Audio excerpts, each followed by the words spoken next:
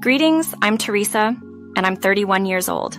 The past year has been incredibly challenging for me, and I'm still trying to recover from it all. I've been quietly reading stories on this platform for a while, and they've inspired me to share my own experience. My story starts with Gabriel, my ex-husband. We met at work right after I finished college. I landed a great job at a well-known company, and Gabriel and I ended up in the same department. He was assigned as my mentor. As we spent more time together, we grew closer, and before long, I found myself falling for him. Luckily, he felt the same way about me. We were a bit worried about our company's dating policy at first, but it turned out that they were fine with us being together, as long as our relationship didn't interfere with our work. We were more than happy to keep things professional at the office, and we started dating. Gabriel was a wonderful and charismatic guy, and our relationship was everything I could have wished for. After dating for a year and a half, we decided to move in together. Thanks to my parents' help, I had my own house, so Gabriel moved in with me. Things were great, and after 4 years together, Gabriel proposed. I was overjoyed and said yes without hesitation. The thought of spending my life with him filled me with happiness. We had a small, intimate wedding 8 months later.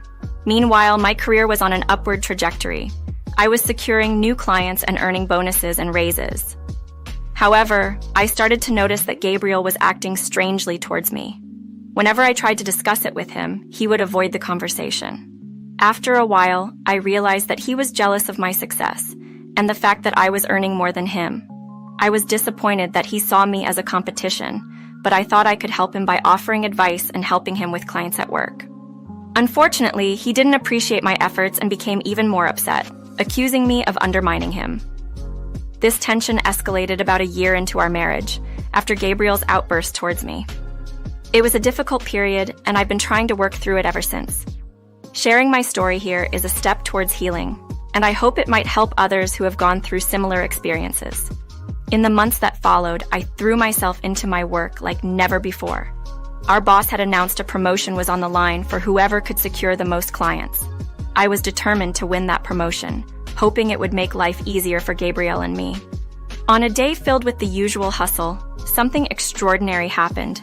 At the end of my shift, my boss called me into his office to deliver some incredible news. I had earned a promotion. Elated, I couldn't wait to share this with Gabriel, who had taken the day off and was unaware of the day's events. Upon arriving home, I was welcomed by the aroma of a delicious meal Gabriel had prepared. "How was work today, sweetie?" he greeted me, his efforts to make a special dinner evident.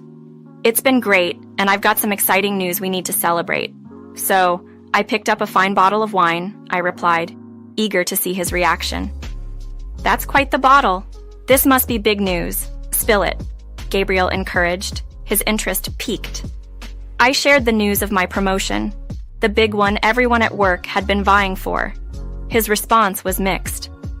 "We're going to be rolling in money," he said, but I could sense a hint of surprise and perhaps disappointment in his tone. I explained how I had given my all these past few months, leading to my exhaustion but ultimately paying off. Gabriel's reaction was bittersweet. While he tried to hide it, it was clear he felt a pang of jealousy for not being the one promoted. "It shouldn't matter who got the promotion, Gabriel. We both benefit from it, right? My achievements are yours too," I tried to reason, hoping to shift the focus to celebration rather than competition. Gabriel paused, then brightened up with an idea. "You're right. Let's not just celebrate. Let's throw a massive party for your promotion. We'll invite our families, colleagues, and even the bosses." His suggestion caught me off guard. "Are you sure? Wouldn't that make you feel worse?" I asked, concerned about his feelings. But Gabriel was adamant. "I'll be fine. It's time for us to celebrate your hard work, and I think I've got the perfect gift for you too," he assured me, brushing aside any hint of resentment for a gesture of genuine love and support. His willingness to celebrate my success, despite his feelings, was a reminder of the complex layers of our relationship, blending personal achievements with shared joy. Gabriel promised to present me with a special gift at the party in front of all our guests. Initially, I felt a twinge of disappointment because his emotions seemed to overshadow his ability to express appreciation for my achievement. However, Gabriel's enthusiasm for organizing a celebration in my honor gradually changed my perspective. Over the next few weeks, he dedicated himself to planning a grand party for my promotion. It surprised me to see him so involved and not showing any signs of jealousy, and I was thankful for his support. Gabriel often stepped out to plan the event in secret, wanting to keep the details a surprise. He spent a lot of time at his mother's house discussing the arrangements. Gabriel's mother, Alice, and I had a pleasant relationship. Though we weren't very close, she was a kind person. On the day of the party, Gabriel was running late due to a last-minute surprise he was arranging. He instructed me to head to the venue first, where Alice would meet me. I was astounded by the venue's transformation. The hall was beautifully decorated, and the warm welcome from everyone, clapping as I entered, was truly overwhelming. During the party, while chatting with a colleague, Alice accidentally spilled her wine on my dress. She was profusely apologetic, blaming her clumsiness and nerves for the mishap. Although I assured her it was fine and mentioned getting an extra dress from my assistant, she insisted on trying to help. Then, in a quieter spot, Alice revealed her true reason for pulling me aside. She urgently advised me to instruct the security guards to prevent Gabriel from entering the venue. Confused and concerned, I pressed for an explanation. Alice confessed that Gabriel had been harboring resentment over my growing success. His frequent visits to her place weren't just about planning the party. They were also an outlet for his frustrations. This revelation was a shock. Gabriel's apparent support and enthusiasm for the party masked deeper issues of jealousy and dissatisfaction. Alice's admission painted a complex picture of Gabriel's feelings, showing a side of him I hadn't fully understood until that moment. Upon hearing Alice's grave concerns, I was taken aback. She explained how Gabriel's disappointment wasn't just about being upset, it was jealousy. His discontent had escalated since learning about my promotion, something I hadn't fully grasped until now. Alice revealed a shocking plan of Gabriel's to publicly humiliate me at the promotion party by presenting forged documents to question my deserving of the promotion. His motive, driven by envy and a desire to surpass me, seemed inconceivable. Alice's revelation left me needing time to absorb the news. Despite the turmoil of emotions, I recognized the urgency of the situation. Grateful for Alice's loyalty, I took her advice and instructed the security to bar Gabriel's entry. As I grappled with disbelief and betrayal, my instincts prompted me to seek proof. I discreetly inquired with the technician responsible for the evening's presentations, claiming I was verifying content on Gabriel's behalf. This led to the discovery of the USB drive Gabriel had provided. Filled with counterfeit documents aimed at undermining my professional credibility, the potential consequences of these documents becoming public were dire, risking not only my reputation but my career. In a state of anger and determination, I secured the USB and ensured no incriminating content would be displayed. My investigation didn't stop there. I also spoke with staff members Gabriel had enlisted to participate in his scheme, obtaining written statements confirming their involvement. An hour after Alice's warning, Gabriel contacted me, bewildered by his denied entry. His tone, a mix of confusion and indignation, prompted me to suggest he return home, sparing both of us from what would undoubtedly be a painful confrontation. This moment marked a significant turning point, where my actions reflected not just a defense of my career, but a stand against betrayal and manipulation. We decided to continue our conversation at home. "I just wanted to be part of your special day," Gabriel said, trying to reason with me. But at that moment, I was too upset to engage.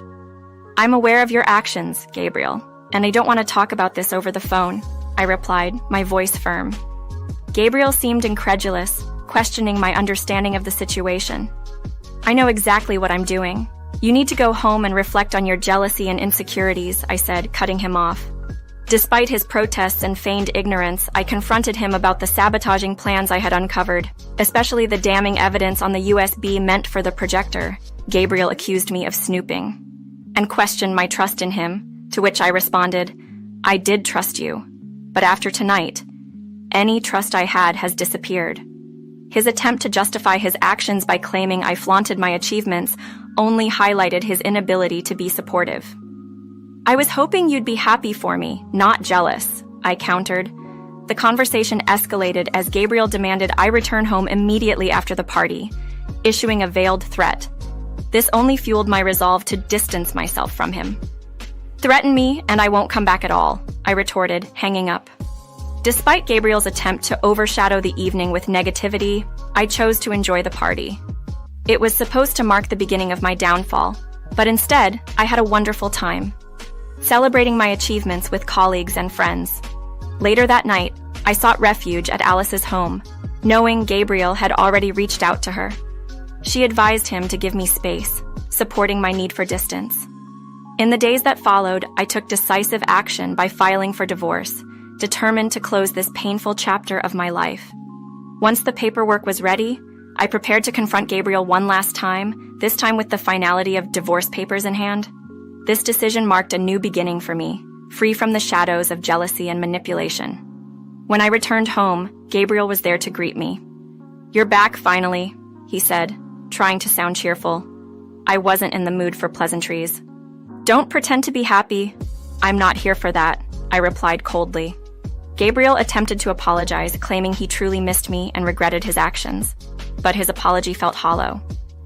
"You think saying sorry is enough? You tried to ruin both my career and reputation because of your jealousy and insecurity," I confronted him.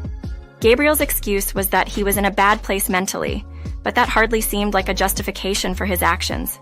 He claimed to be struggling because I was receiving recognition for our work, despite us being in the same department.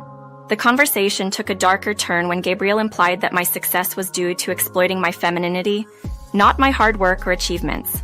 I reminded him of my contributions and the revenue I generated, all through professional means. Gabriel, unable to accept this, admitted to resorting to fabricating evidence to undermine me, insisting there was no way I could be genuinely more successful than him. His actions were indefensible. Gabriel was prepared to demean the person he claimed to love, driven by his so-called insecurities. He even cited the embarrassment he felt over being outperformed by his wife as a justification for his behavior, revealing the true extent of his resentment and the influence of his friends' opinions over our relationship. Fed up with his justifications and unwillingness to endure his destructive tendencies, I handed him the divorce papers. Gabriel's plea, framing his betrayal as a single mistake, did nothing to sway me. His lack of genuine remorse and failure to recognize the severity of his actions made it clear he hadn't grasped the depth of his wrongdoing. His priorities were misplaced, valuing his ego over our relationship, which was far from the foundation of a healthy partnership. After Gabriel's harsh words and threats, I realized I couldn't bear anymore. His inability to see the wrong in his actions was baffling. He saw his attempts to sabotage my career as a minor mistake. I quickly gathered my belongings and headed to Alice's house, but not before informing Gabriel he had 2 weeks to move out of my place. I wasn't particular about where he went, as long as he wasn't there anymore. With tensions between Gabriel and me becoming evident, I decided to preempt any workplace gossip by announcing our divorce. I kept the reasons private, but Gabriel, intent on damaging my reputation, started spreading false stories. He accused me of excluding him from my promotion party out of selfishness and jealousy, twisting the narrative to undermine me. In response to his unfounded attacks and to protect my integrity, I shared the evidence of Gabriel's schemes with our bosses and HR. This included the forged documents he intended to use against me and signed statements from those he had enlisted for his plan. I also highlighted the negative impact his actions and lies were having on workplace productivity. The company acted swiftly. Gabriel was summoned to the boss's office the next working day and subsequently fired. Seeing him leave the office, defeated, was an ironic twist of fate. His call to me afterward, full of accusations and anger, confirmed his dismissal. He demanded to know why I ruined his career, to which I replied without confirming anything specific. Yet I pointed out the irony in his actions. After threatening to ruin me for leaving him, he was upset over the consequences of his actions. Gabriel's plan to undermine me not only backfired, but also highlighted the disparity between attempting harm and facing the repercussions. His dismissal wasn't just about the conflict. It was about maintaining a professional and ethical workplace, something he had blatantly disregarded. Faced with Gabriel's untenable behavior, I was forced into a position where protecting myself was the only option. His response to his termination hinted at disbelief, but the reality was his actions weren't just harmful to me personally, but professionally as well, breaching multiple ethical boundaries within our workplace. I explained to Gabriel that his firing wasn't just because of poor performance, but due to his deliberate attempts to undermine his wife, a clear violation of both professional and personal trust. Despite his protestations of innocence and disbelief, I made it clear that his actions during our marriage made me fearful of what he might do if we were to divorce. prompting me to take preemptive steps for my own safety and career preservation. Gabriel's threats of legal action and financial retribution were met with the reality of the evidence I had gathered against him. Evidence that would certainly interest any legal proceedings. His threats only underscored his inability to grasp the severity of his actions, leading me to end the conversation and insist on future communications being handled through legal channels. The satisfaction I felt in seeing Gabriel react as he did was tinged with the regrettable necessity of the situation. His attempts to contest the divorce and seek alimony based on the claim that his job loss was my fault were doomed to fail. The substantial evidence of his attempts to sabotage my career, coupled with corroborating statements from our workplace and even his mother, painted a clear picture to any observer. As the divorce proceedings dragged on, Gabriel's insistence on dividing even the smallest of our shared assets only served to prolong the process, much to his financial detriment. Despite the unnecessary length and complexity of the divorce, I maintained my focus on a fair resolution, offering concessions where reasonable to finally close this painful chapter of my life. The court's decision to deny his alimony request, based on the evidence and circumstances, was a relief, allowing me to move forward with a sense of closure and the opportunity to rebuild. When it came down to finalizing our divorce, Gabriel insisted on dividing every single item we owned, down to the minutest detail, like spoons and forks. Despite my attempts to find a middle ground, he was relentless. I couldn't understand why he was so intent on drawing out the process, especially since it was costing him financially.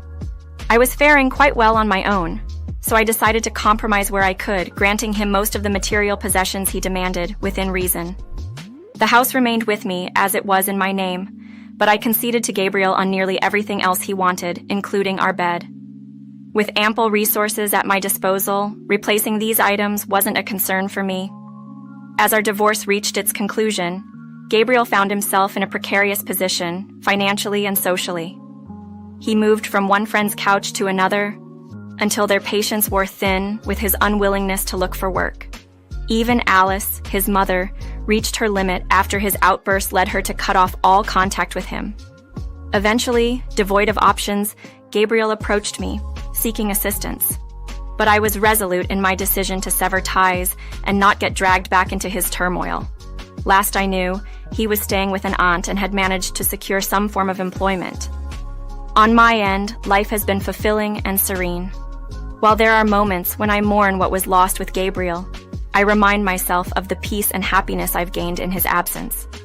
Therapy has been a helpful tool in navigating through my feelings of grief, loss, and anger, leading me to a place of well-being and contentment. Alice, on her part, initially tried to compensate for her son's misdeeds, but after a heartfelt conversation, she ceased. Our relationship evolved, and she's become a dear friend and a maternal figure in my life. As for love, I'm taking my time, focusing on self-care, and enjoying life to the fullest until I'm ready to trust again.